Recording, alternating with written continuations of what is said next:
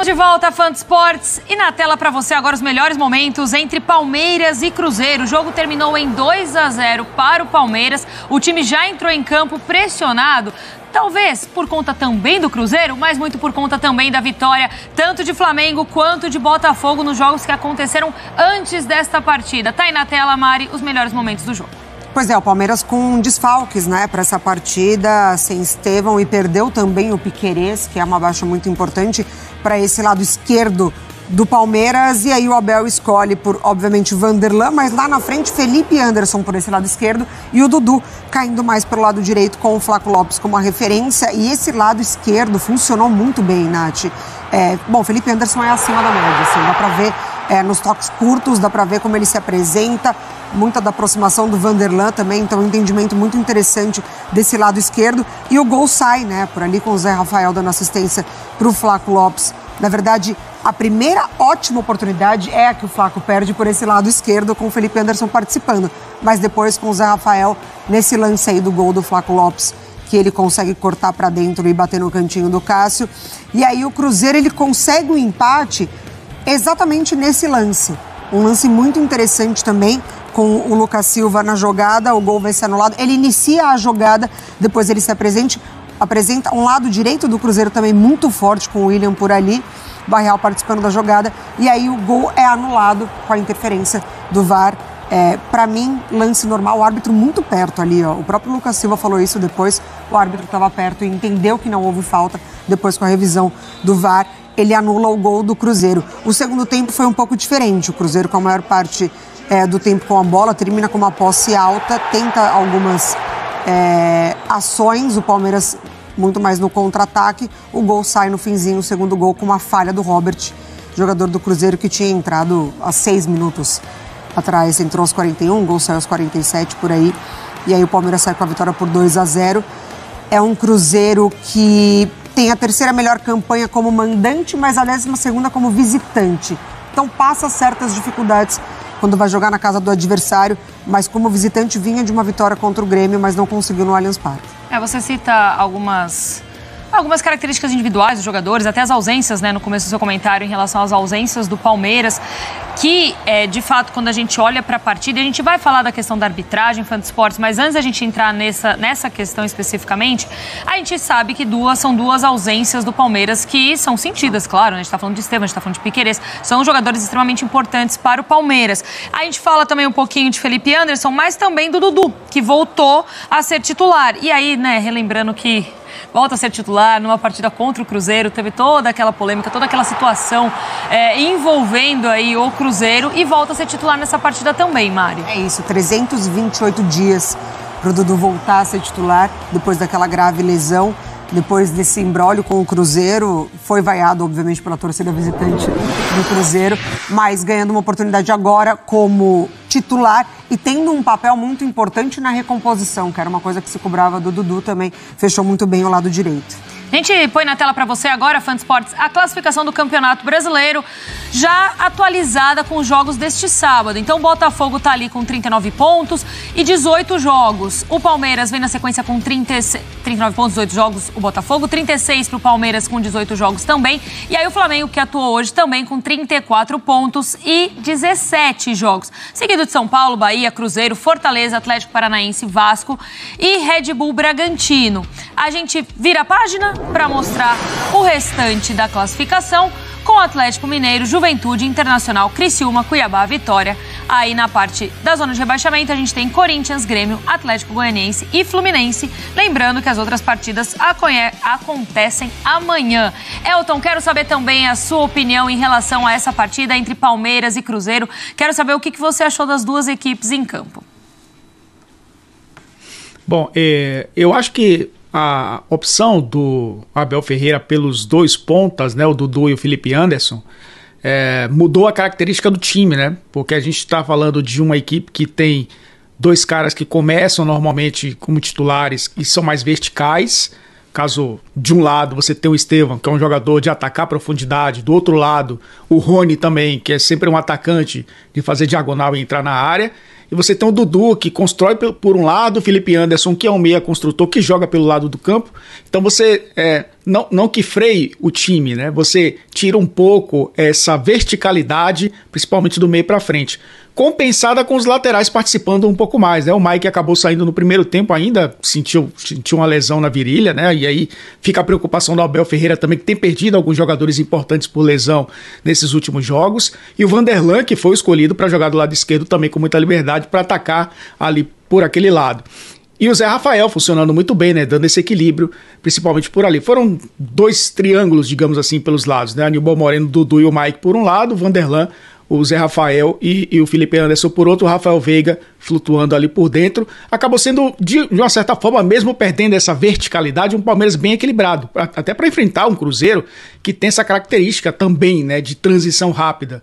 E o que a gente viu, inclusive, o Fernando Seabra colocar em campo foi uma equipe assim, né, um 4-3-3 com muita verticalidade, com o Gabriel Veron, né, reencontrando seu time formador, jogando por um lado, o Arthur Gomes abrindo um pouco mais o espaço pelo lado esquerdo, o Álvaro Barreal, né, que é uma belíssima contratação desse Cruzeiro, até cansou, né, talvez ainda não esteja adaptado a essa intensidade de jogo que quer o Cruzeiro, caiu de rendimento no segundo tempo, acabou sendo substituído, mas foi um cara muito importante ali nesse meio campo dos Lucas, né, do Lucas Romero e do Lucas Silva, que como o Mari falou muito bem, né, acabou fazendo um gol, mas o gol foi anulado pela arbitragem. Então era muito difícil enfrentar um Cruzeiro que muitas vezes baixava suas linhas e jogava no contra-ataque se você não tem a verticalidade. Então funcionou ter o Dudu, funcionou ter também o Felipe Anderson, que vai acrescentar demais nessa linha de 3, né, de um meio campo, de um 4-2-3-1, joga por dentro, joga pelos dois lados.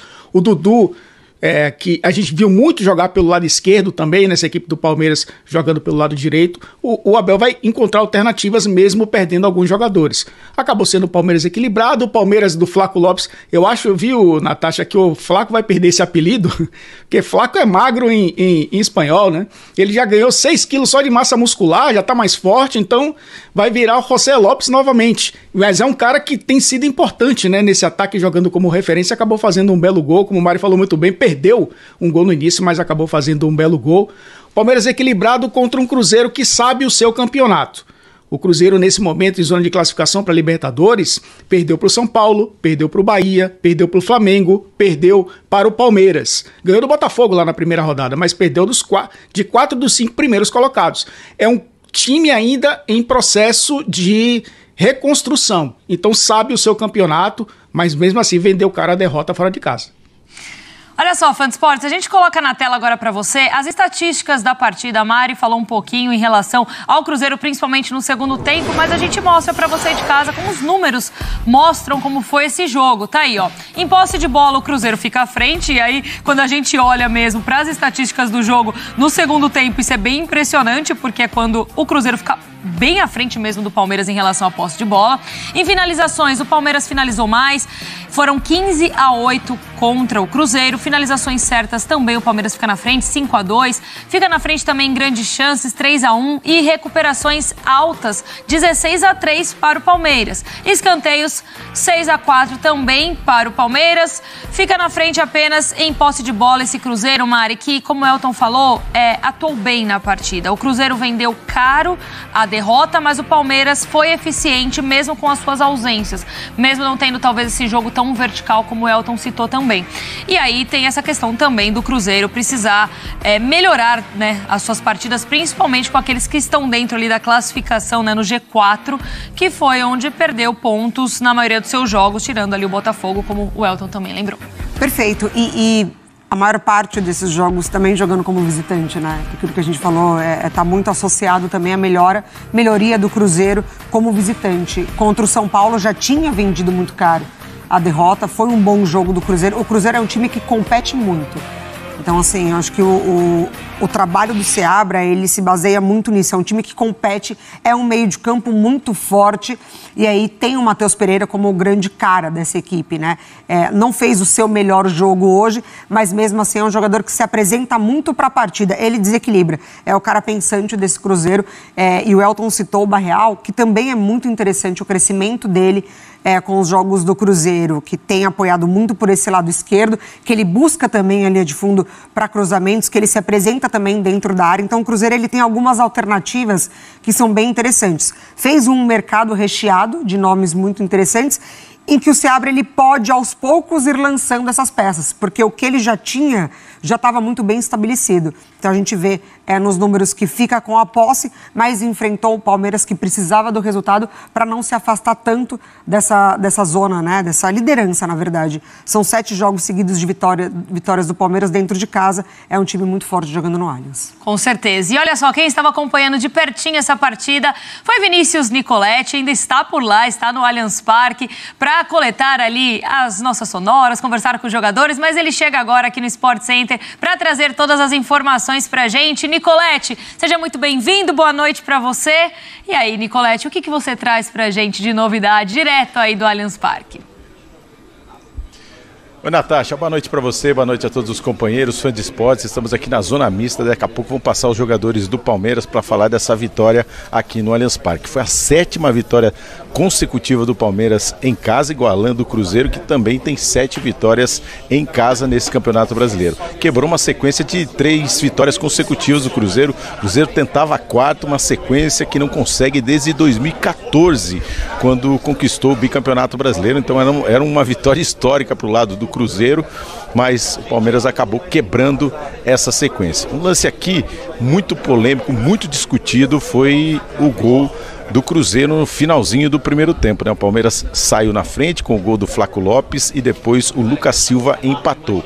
Ele que roubou a bola, teve uma disputa ali com o Zé Rafael, o árbitro na partida mandou o jogo seguir e na sequência do lance o Lucas Silva acabou marcando o gol de empate, mas depois o árbitro, avisado pelo VAR, acompanhou o lance, analisou o lance no vídeo e marcou a falta do Lucas Silva no Zé Rafael no início da jogada. Então é um lance que chamou bastante atenção e muita reclamação por parte do Cruzeiro, inclusive no final do jogo. O técnico Abel Ferreira, nesse lance, tomou um cartão amarelo, ele está suspenso, não vai comandar a equipe no próximo jogo contra o Fluminense no Rio de Janeiro.